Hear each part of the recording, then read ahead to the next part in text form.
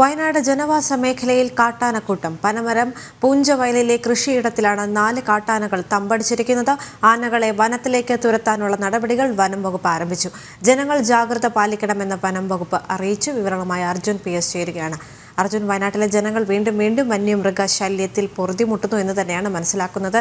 കൃഷിയിടത്തിൽ നിന്നും ആനകളെ മാറ്റാനുള്ള ശ്രമം വനം വകുപ്പ് തുടരുകയാണെന്ന് മനസ്സിലാക്കുന്നുണ്ട്. എത്ര സമയമായിരിക്കും ഇതിനു വേണ്ടി വനം വകുപ്പ് അറിയിച്ചിരിക്കുന്നത്? നാട്ടുകാരവിടെ തമ്പടിച്ചിട്ടുണ്ടോ? എന്തൊക്കെയാണ് വിശദാംശങ്ങൾ?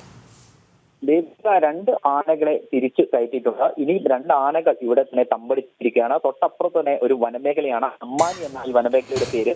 ഈ അമ്മാനിയിൽ നിന്നും സംഭവമാണ്. ഇത്തരത്തിൽ ഇറങ്ങിക്കഴിയുമ്പോൾ സ്വാഭാവികമായിട്ടും വനം വകുപ്പ് ഇറങ്ങുകയും മാത്രമല്ല നാട്ടുകാരും കൂടി ഇറങ്ങി ഈ ആനകളെ തുരത്തുകയാണ് പതിവ്. സ്വാഭാവികമായിട്ടും കുറച്ച് നേരത്തെ തന്നെ ഈ ദൗത്യം പൂർത്തിയാക്കേണ്ടതാണ്. എന്നാൽ ഈ കൂട്ടത്തിൽ ഒരു കുട്ടിയാന ഉണ്ടെന്നാണ് നമുക്ക് മനസ്സിലാക്കാൻ സാധിക്കുന്നത്. അതുകൊണ്ട് ആനകൾ പോകുന്നില്ല, തിരിച്ചു പോകാത്ത ഒരു അവസ്ഥയുമുണ്ട്. ഇനി 2 ആനകൾ കൂടി ഇവിടെ ഉണ്ടെന്നുള്ളതാണ് നമുക്ക് കിട്ടുന്ന വിവരം. അതിനെ തുരത്തുവാനുള്ള ആ പരിശ്രമമാണ് ഇപ്പോൾ നടത്തുന്നത്. അമ്മാനത്ത് വനത്തിൽ നിന്ന് കഴിഞ്ഞ ദിവസം രാത്രിയാണ് ഈ ആനകൾ ഇങ്ങോട്ട് ഇറങ്ങിയിട്ട് 4 ആനകൾ ഇങ്ങോട്ട് ഇറങ്ങിയത്. അതിനുശേഷം സ്വകാര്യ വ്യക്തിയുടെ ഒരു എസ്റ്റേറ്റിലാണ് ഈ ആന തമ്പടിച്ചിരിക്കുന്നത്. ആ എസ്റ്റേറ്റിൽ നിന്ന് ഇപ്പോൾ ആന പിന്തിരിഞ്ഞു പോകാൻ യാതൊന്നും കൂട്ടാക്കുന്നില്ല. 2 ആനകളാണ് ഇപ്പോഴും പിന്തിരിഞ്ഞു പോകാതെ കൂട്ടാക്കാതെ ഇപ്പോഴും എസ്റ്റേറ്റിൽ തമ്പടിച്ചിട്ടുള്ളത്.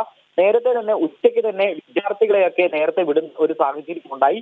ആ വിദ്യാർത്ഥികളുടെ സ്കൂളിൽ നിന്നും പെട്ടെന്ന് തന്നെ വിദ്യാർത്ഥികളെ വിടുന്ന സാഹചര്യങ്ങളൊക്കെ ഉണ്ടാകുന്ന ഒരു സാഹചര്യമുണ്ട്. അതായത് നാളെ വിദ്യാർത്ഥികളുടെ ക്ലാസ് ഉണ്ടാവാൻ സാധ്യതയില്ല എന്നുള്ളതടക്കമുള്ള വിവരങ്ങളാണ് നമുക്ക് ലഭിക്കുന്നത്. അത്തരത്തിൽ വലിയ രീതിയിലുള്ള ഒരു ജാഗ്രത കൂടി ഇവിടെ നൽകിയിട്ടുണ്ട്. ദേവിക. വ്യക്തമാണ്. വയനാട് നിന്ന് അർജുൻ PS വിവരങ്ങൾ നൽകി.